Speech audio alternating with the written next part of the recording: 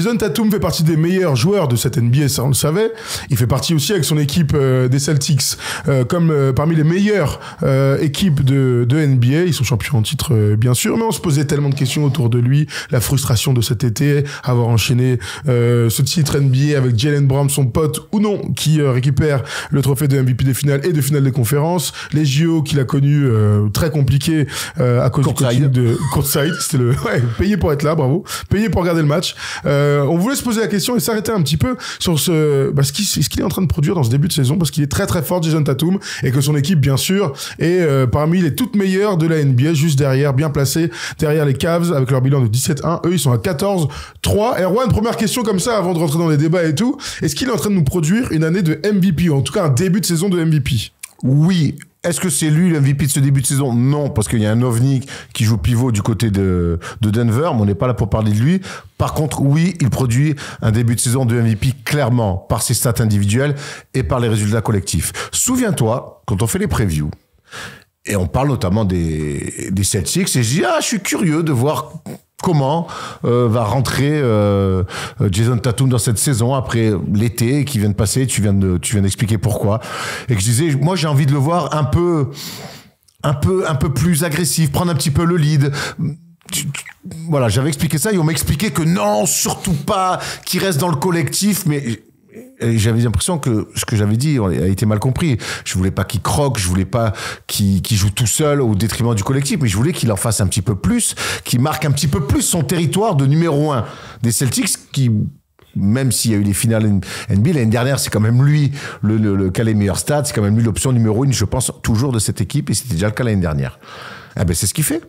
C'est ce qu'il fait, 2 points de plus que la saison dernière à peu près, il est à 28 alors que l'année dernière il était à 26, un petit peu plus, des pourcentages à peu près similaires, un peu plus de rebonds, un petit peu plus de passes aussi, donc c'est pas... Oui, il n'est pas passé de 26 à 34, c'est pas ce que je lui demandais.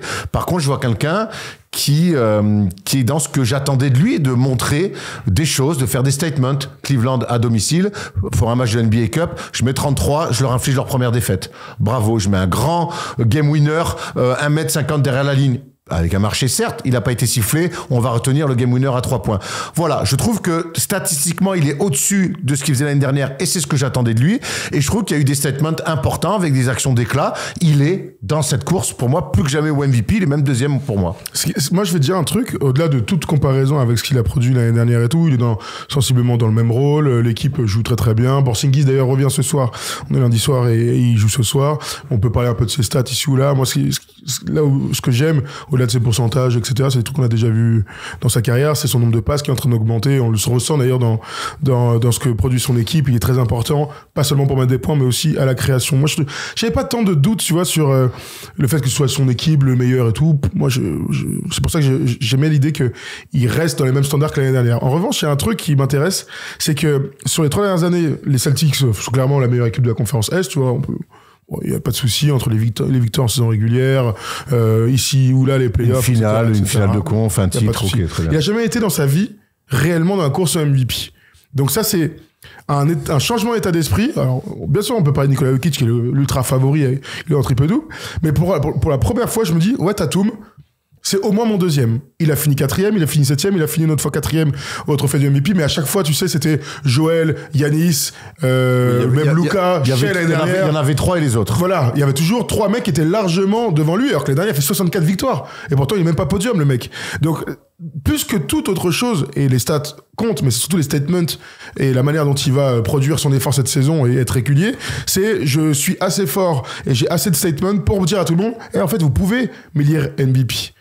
Tu vois, c'est un changement d'état d'esprit déjà personnel, et ça, je pense qu'il doit être revanchard, c'est évident après ce qu'il a vécu, mais maintenant, il doit prouver aux observateurs et aux journalistes qui vont voter à la fin de l'année, les gars, je peux être MVP, donc il faut les résultats, il faut des standards très très hauts, il faut plus sur le terrain que du scoring, donc aussi de la création, il a toujours été mon créateur, mais il est de mieux en mieux maintenant, et j'ai l'impression dans ce début de saison, il a tout compris, il coche toutes les cases, pour être à un moment donné MVP ou au deuxième du MVP, ce qui serait une première dans sa carrière. Mais c'est ce que je dis, c'est ce que j'expliquais, hein. C'est ce que je disais dans les previews en disant je veux voir Jason Tatum faire une saison de MVP, donc forcément avec des stats un peu à la hausse, à la passe, au point aussi, c'est important les Il a points. déjà fait une saison à 30 points, c'est pour ça que je dis ça. Oui, mais c'est qu'on a déjà vu être dans les stats. L'année dernière, quand tu fais 26 même avec le meilleur bilan, les Ozo devant à 33, en fait, il y a trop d'écart. Ouais, c'est vrai. Là, il a 28,5. Mais donc, en fait, c'était ni plus ni moins résumé en fais-nous une saison de MVP tout en maintenant le collectif magnifique des Celtics et en maintenant le bilan collectif. Bon, mais c'est ce qu'il est en train de réussir. C'est ce qu'il est en train de réussir. Après, maintenant, il y a un ovni en concurrence parce que il y a faire une saison de MVP et il y a être MVP. Clairement. Shai Gilgeous-Alexander l'année dernière, saison de MVP. Bien sûr. Pas MVP. Oui. Voilà, donc il y en a, ça, c'est chaque année, de toute façon, il y a au moins Yanis, ça un. fait 5 ans, Ouais. il a 2 MVP. Chaque année, il y a au moins 1 à 2 mecs qui font des saisons de Bah MVP. oui. Jokic, il y a 2 ans, quand on bide là, il fait une saison de MVP. Donc, bien sûr, t'as raison. Donc maintenant, la différence, elle est là, mais en tout cas, je trouve que dans l'état d'esprit, dans sa manière d'être, je trouve qu'il une évolution. Dans son évolution, Ouais. je pense qu'il est dans ce que j'attendais de lui. Après, il a toujours ce petit kiff, et je le vois hier face à Minnesota, c'est que qu'est-ce qu'il aime Bombardas à 3 points, alors que il est naturellement adroit par la création, dans du catch and shoot, pick, pop, bon, très bien. Mais hier, tu vois, sur une fin de quart-temps, le 3e, il met 2 crosses, je sais plus qui c'est qui défend sur lui, je crois que c'est Dillingham, je suis plus sûr. Il met 2 crosses, et là, il s'est ouvert pour le drive, pour aller, et il revient sur le mec, pour lui remettre un deuxième, c'est de nouveau ouvert, pour aller driver, pull-up, kicker. Non, il revient sur un tir à 3 points, et il prend un tir à 3 points en reculant. Il a encore, par moments, ses excès de tir à 3 points. Hier, c'est marrant, l'autre cinglé de Jaylen Brown commence avec 5 sur 6 à 3 points. Et derrière, tu sens que ça le perturbe un peu.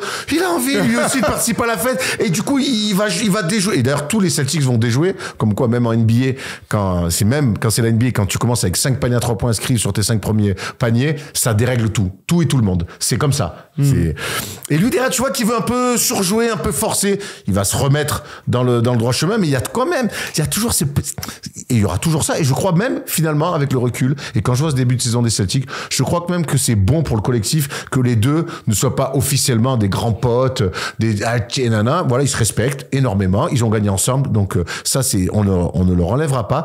Mais je trouve que c'est plus une guéguerre, mais cette petite rivalité interne, je trouve même que j'ai l'impression qu'elle est bonne pour le collectif. Là, ils sont champions comme ça. Voilà. Donc, c'est quand ils sont champions, elle est là, la lecture différente. C'est que cette petite guéguerre interne, moi, je trouve que ça va donner peut-être le petit supplément d'âme à Jason Tatum pour aller chercher un jour un titre de MVP. C'est intéressant. Pour la première fois de sa vie, il prend plus de 10 tirs à 3 points par match. Il en prend même 11. C'est incroyable. Dans sa carrière, je vous donne juste le nombre de tirs à 3 points qu'il prenait. Première saison, 3,9. Après, il passe à 7. Donc là, on rentre dans le basket moderne. Hein. 7 tirs à 3 points, 7-6, 8-6, 9-3. Donc c'est l'année où il est 4e du MVP. Il est à 30 points par match. L'année dernière, il en tente que 8,2. Et cette année, il est à 11. Non, mais c'est fou. Donc, il prend plus de tirs à 3 points que de tirs à 2 points. Comme son équipe. C'est sa première équipe de l'histoire à prendre plus de tirs à 3 points. C'est clairement une philosophie. Hein, Joe Mazzulla qui tire à max à 3 points. Mais c'est quand même fou de voir ça. Il a 37% à 3 points. Donc, tu vois, t'as 37% sur 11 tentatives. Normalement, c'est Steph Curry qui fait ça. Le basket change. Le basket est de nouveau en train de changer. On se souvient que les Warriors, on l'a dit, mais les Warriors, c'était pas ça. Non. Les Warriors, c'était pas ça du tout. Vraiment, on peut me dire ce qu'on veut. Les Warriors, ce n'était pas ça. Et je te dis pas que c'était mieux. Parce que là, c'est l'équipe champion titre, donc ça marche. Mais encore une fois, on en a d'ailleurs parlé avec Amarassi dans l'interview sur Nadir qui prend 19 tirs à 3 points, mais qui en met 7, donc tu as fait 40%. 40% à 3 points, c'est rentable. Alors, je pense qu'il y a une nouvelle philosophie, une nouvelle façon de faire. Alors, faut les joueurs pour, mais il faut aussi la confiance de tout le monde. De dire, prends-le. Tu vois, c'est parce qu'on a toujours été dans des équipes où t'es le plus jeune, où t'as moins de temps de jeu, tu prends un tir à 3 points, qu'est-ce que tu fais? Là, les Celtics, tu sens, et tu le vois hier face notamment au Timberwolves aussi, c'est que, shoot, mon gars, on est tous OK avec ça. On est tous dans cette philosophie. Ils rentrent. C'est normal, il rate, c'est pas grave, on replie, le tir d'après, tu le prendras le même et tu le mettras. C'est pour ça que je te dis que le basket est en train complètement de changer aussi par rapport au volume de tir à 3 points. On n'a jamais vu ça. Ah, ça c'est clair. On va accueillir Benjamin qui nous a appelé via Discord et qui a envie de discuter avec nous de Jason Tatum. Ce sera intéressant d'avoir son avis. Est-ce que c'est un début de saison de MVP? Est-ce qu'il lui donne le MVP? On va lui poser la question. Salut Benjamin. Ok. Ça va Benjamin? Ouais, salut les gars. Tranquille, salut Benji. Ouais, tranquille. On t'appelle encore Benji en 2024? Attends, on est pas, on est en. T'appelles Benji, on l'appelle Benji ou pas? On est en famille dans le Big Monday. Salut Benji. Est-ce qu'on l'appelle Benji? Ouais, Ben, Benjamin, comme tu veux. Quand même Ben, moi. Ben, mon cousin, je l'appelle Ben. Qui s'appelle Benji encore en 2024? Je sais pas, vous m'emmerdez. Ben, on dit Ben, non? Benji. Benjamin, peut-être. Ça t'a gêné, ça? Benjamin, ça t'a gêné que je t'appelle Benji? Il a envie de raccrocher, le mec. Raconte-nous tout, Benjamin. Bon. Ouais, bah après, moi, en parlant de Tatum, bah déjà, moi, je suis un fan des Celtics, donc forcément, j'ai un biais cognitif à ce niveau-là. Mais Alors attends, tu vas te calmer tout de suite. Hein. Laisse-le. Si on passe 2, il a gagné. Moi, tes connexions cognitives là et tout, on n'est pas là pour ça. Tu vas nous respecter. Hein, attends, il y a Spinozzi qui voulait dire un truc.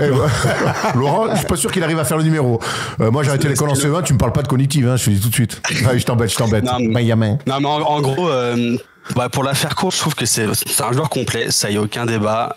Il est fort en contre-attaque, il est fort en drive, il est fiable au tir, au mid et long range. Mais le problème, c'est qu'en fait, il est dans un collectif. Et en fait, ça le dessert d'être dans un collectif. Pour moi, c'est un MVP, c'est quelqu'un qui sort du lot déjà, de par sa prestance et de par son individualité. Et je trouve que le fait d'être dans un collectif fort fait que, par définition déjà, il sera pas vu comme les autres.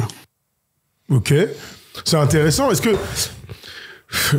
Je comprends, on comprend tout ce que tu veux dire, bien sûr. Hein. Là, il y a Porzingis qui revient ce soir. On peut imaginer logiquement qu'il y a quand même 6, 7, 8 tirs en moins à prendre pour le reste des joueurs. Donc, à voir comment. Pas pour Tatum ni Brown. Hein, parce que... Bah, quand même, mine de rien. Quand même, s'il y a un joueur aussi fort que Porzingis qui a autant de mismatchs favorables dans une attaque aussi forte que les Celtics, on peut imaginer qu'il y ait presque, mais même 10 tirs. 10 tirs qui s'enlèvent. Donc, forcément, c'est un ici, 2 là, etc., etc. Et est-ce que, d'après toi, ça lui pèse, quelque part, le fait que ce soit un gros collectif? Non, mais c'est pour ça que moi j'étais très curieux de voir Jason Tatum revenir cette saison après ce qu'il a vécu cet été. On dit ça comme s'il avait eu un accident de voiture. Il est accessoirement quand même champion NBA. Et oui, évidemment, il est pas MVP des finales et il a pas joué malgré la médaille olympique. Donc je pense qu'il avait, on peut me dire ce qu'on veut, je pense qu'il a attaqué cette saison avec un petit sentiment de revanche. Et évidemment qu'il allait pas passer de 26 à 34 points par match. Et s'il l'avait fait, je pense que ça aurait mis un bordel terrible dans le collectif. C'est pour ça que je trouve que 2 points, c'est pas grand chose, mais 2 points et plus les passes aussi, où Thomas l'a dit, ça augmente, avec des pourcentages à peu près similaires. Je trouve que c'est pas juste 2 points, c'est plus que ça. On rajoute à ça le bilan collectif. Donc pour moi, il y a un truc de... j'en fais plus, mais j'en fais plus, mais ça marche toujours aussi bien. Voilà. Moi, il y a un truc qui me gêne quand même, parce que quand tu regardes ses stats, il est pratiquement à 29 points, 8 rebonds, 5-6 passes. Mais tu vois, en fait, il faudrait qu'il soit à 10 passes au moins, le gars. Il faudrait pas qu'il soit juste à 6 passes. Vous êtes chaud, les mecs. Quand tu compares, par exemple, Luka Doncic l'année dernière, c'est un meneur, non? Plus d'assists, par exemple. C'est un meneur, tu vois. Il y a que LeBron ou Larry Bird, quoi, dans l'histoire, qui joue au 3-4. En plus, il joue même 4. Tu vois ce que je veux dire? Même s'il a beaucoup la balle. Hein. C'est difficile. Il a 6, qui est incroyable. Attends, franchement... Benjamin, Jason Tatum qui t'en a 6 passes de moyenne en mettant 29, tu me dis il faudrait qu'il soit à 10, sévère quoi. Je trouve que les attentes... Par rapport au collectif, bah si, en fait, quand tu regardes... Mais c'est quoi un collectif pour toi? C'est quoi un collectif pour toi? C'est faire une passe D? C'est pas ça un collectif, hein? Non. Moi, j'ai vu des meneurs de jeu. J'ai vu des meneurs de jeu. Quand tu vois qu'il y a des gros shooters, forcément, derrière, ça va rentrer. Donc, normalement, les assists viennent tout de suite. Non, mais le collectif, pour moi, c'est pas ça, les gars. C'est cool, d'ailleurs, c'est un bon débat. Le collectif, c'est tout le monde qui bouge sans la balle, c'est des écrans porteurs, des écrans non porteurs, 3, 4 passes. Des fois, tu vas faire une passe qui va amener une passe, une autre passe, et tu auras fait partie du collectif. Moi, j'ai vu des meneurs tourner à 12 passes de moyenne et être des plus gros croqueurs de l'histoire.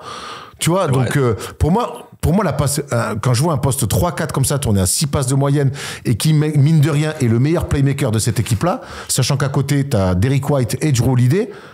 Non, c'était... Et Jalen Brown, qui est le pire passeur. Oui, mais bon, c'est des mecs qui créent du jeu. Oui, mais bon... C'est pas qu'un finisseur, tu vois, le problème, c'est qu'ils sont tous capables de faire des trucs. Pour moi, si t'attends, tu vois, tu me dis, non, mais s'il met 34 points par match, il va niquer le collectif. Si tu en as 10 passes décisives, il va niquer le collectif aussi, je te le dis. Hein. Parce que ça veut dire qu'il va devoir encore plus porter la balle. Parce que Jalen Brown, par exemple, il a 25,6 points, pardon, et il a 4,4 passes. Donc ça veut dire qu'il y a d'autres gens qui font... C'est difficile, sachant que...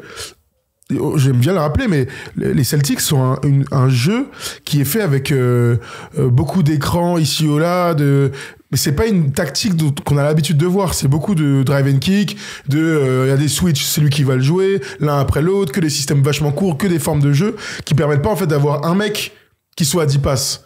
Tu vois, il y aura jamais un mec qui sera, 10, j'abuse peut-être un peu, mais même à 8, parce que elle est tellement éclatée, l'attaque, il y a tellement de formes de jeu éclatées, il y a beaucoup de gens qui vont dribbler et prendre des pics, en fait, c'est difficile d'avoir un mec qui augmente vraiment à 7-8 passes, donc, et là où je te rejoins aussi, c'est que, au vu de la concurrence, il faut faire des trucs historiques. En fait, c'est aussi ça l'autre constat de la NBA ces dernières années.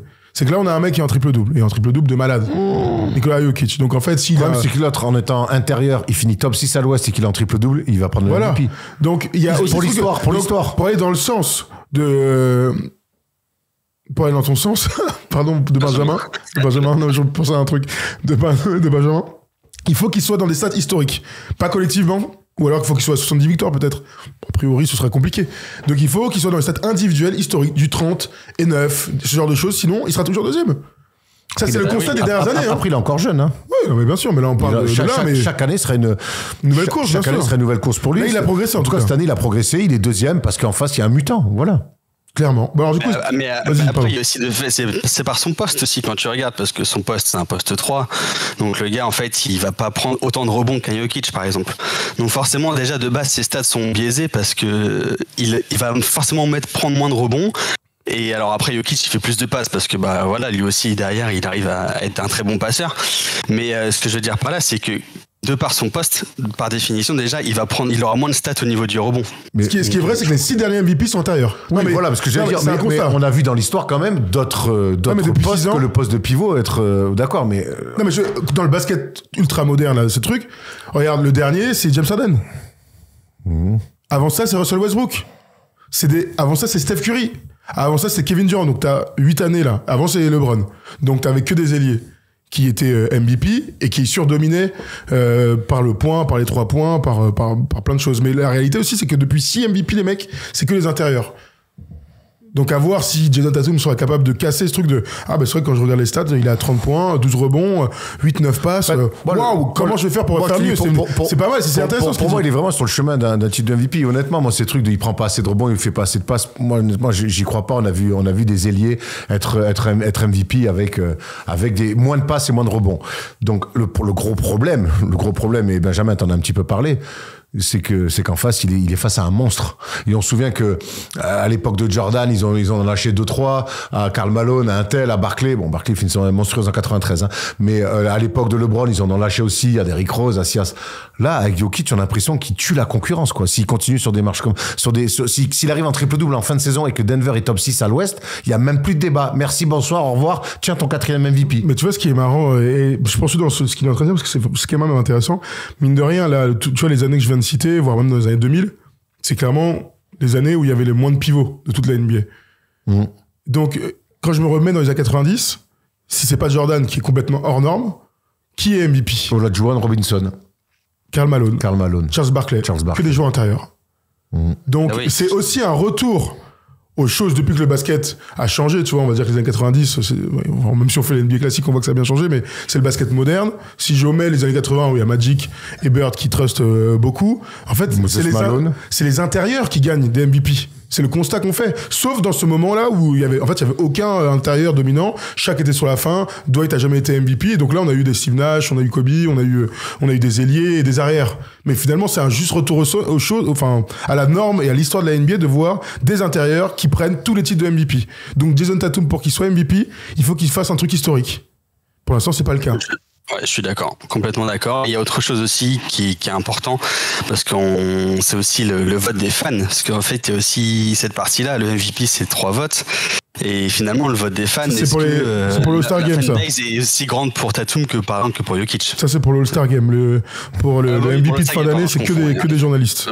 Et sachant qu'on rappelle que Jason Tatum est MVP du All-Star Game l'année dernière. Donc, bon, il a déjà gagné un trophée, et aussi le premier trophée Larry Bird, hein, c'est lui qui l'a gagné. Trophée en 2022, finale de conf, c'était lui qui finale de conf. Bah, il y a un dernier point que j'aimerais soulever, c'est le fait que Jalen Brown soit MVP et pas lui. Enfin, tu veux revenir là-dessus? Oh là là, c'est fait maintenant. Mais non, mais en fait, c'est une chose, mais par définition, enfin, si c'est censé être le go-to guy, le franchise player. Enfin, je suis désolé, si tu veux être MVP, il faut que tu sois le mec qui soit élu MVP en fait des finales. Mais c'est pas lui qui vote, hein. Enfin, pour moi, c'est ça. Par exemple, je vois pas Jokic qui n'est pas MVP des finales. Oui, d'accord, mais Jokic, son second, c'est Jamal Murray, il est même pas All-Star. Là, c'est certainement les deux superstars les plus proches. Alors, on peut parler de Jokic et de Doncic et Irving, même si Kyrie, c'est plus ce que c'était. Il y a quand même. Mais franchement, c'est les deux superstars les plus proches de la NBA. C'est la réalité et c'est ce qui fait la force de cette équipe-là. Après, si t'es fan de Boston, vous pouvez pas non plus avoir une superstar, un deuxième truc qui avec un écart. Mais en fait, le collectif marche bien. Si aussi ça marche si bien, Boston, c'est que pour les défendre, c'est un casse-tête parce qu'en fait, entre Tatum et Brown, finalement, il y a finalement peu d'écart. C'est aussi ça la force de l'équipe. En fait, je pense qu'on est d'accord sur le même point, c'est qu'en fait, pour moi, Jokic, il reste devant pour l'instant. Ah ben oui, ça, on est tous d'accord. Tout à l'heure, on vous a posé la question dans les différents chats. Est-ce que Nikola Jokic, est-ce que Tatum est le MVP de ce début de saison? C'était non sur Twitch et non sur YouTube. Donc c'est aussi ça. Il est en train de produire son effort, une saison de MVP. La saison est encore longue, mais pour l'instant, il y a un mec qui est hors norme. Sa saison est encore longue et sa carrière est encore longue. Un jour, ça lui tombera dans les mains. Ouais. Voilà. Mais cette année, encore une fois, la concurrence il est deuxième. On sait jamais après ce qui peut se passer. Ouais, je suis d'accord. Tu vois, Yanis, là, il est en train de remonter. Il va lui aussi lui souffler. Yanis, attention, il arrive fort. Cinquième, les mecs. Il arrive très fort. Ah, oui. Bon, merci Benjamin de nous avoir appelé. Bravo Benjamin, c'était très bon, très pertinent. Merci messieurs. Non mais c'est vrai. Tu nous appelles d'où Benjamin? Ah mais moi je suis de Clamart les gars, je suis pas très loin chez vous. Ah 92 la famille. C'est ça. J'avais 2-3 ambiances à Clamart back in the days. Ça marche. Allez, bonne soirée messieurs. Ciao. Salut. Bon voilà pour Tatum MVP, vous nous dites vous dans le chat ou dans les commentaires sur YouTube ce que vous en pensez. Est-ce que d'après vous, est-ce que certains sont capables de voter pour Jason Tatum MVP à la fin de l'année 2025? Est-ce qu'on peut regarder les cotes concernant Boston et les Celtics, s'il vous plaît, en régie, qu'on regarde ça vite fait. Erwan, tu vas me dire ce que tu en penses pour le nombre de victoires à la fin de l'année et la fin de la saison régulière, pardon, pour ces Celtics là. Regarde, Erwan, 62 ou 63, ça fait 1,70. Sinon, c'est 62 ou moins. L'année dernière, c'était à 64. Tu vois faire mieux que l'année dernière ou pas? Au moins aussi bien, donc c'est au-dessus de 63. Ok, over. Ouais. Très bien. Écoute, voilà, vu la conférence Est en plus. Je pense aussi comme toi, je pense qu'ils vont faire over. Je serais très déçu qu'ils ne le fassent pas malgré les blessures et tout ça. Et bien sûr, vous le savez, si vous voulez nous rejoindre sur Winamax avec le code FT10, code promo, vous venez, tac, tu t'enregistres, tu fais une ouverture de compte et là, bam, le code FT10 te permet d'avoir du cash en plus. Voilà pour cette petite cote Winamax.